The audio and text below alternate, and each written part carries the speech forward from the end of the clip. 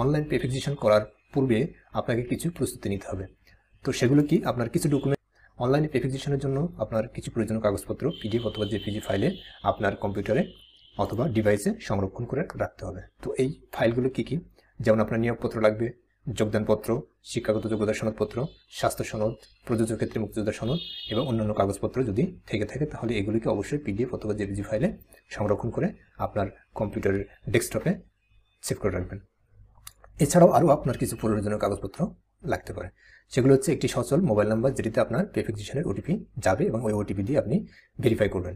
NID নম্বর, জন্ম তারিখ, email যদি থাকে, নিয়োগপত্রের আদেশ বা স্মারক নম্বর ও তারিখ, অর্থাৎ আপনার যে নিয়োগপত্র দিয়েছে ওই নিয়োগপত্রের উপরের বাম সাইডে একটি স্মারক নম্বর এবং ডান সাইডে তারিখ দেওয়া থাকবে, এটা অবশ্যই আপনার লাগবে। এবং যোগদানের তারিখ লাগবে, মন্ত্রণালয় বা বিভাগের নাম লাগবে, অধিদপ্তর বা বিভাগের নাম লাগবে, জেলা এবং উপজেলার নাম এবং আপনি যে ইউনিটে যোগদান করছেন ওই যোগদানকৃত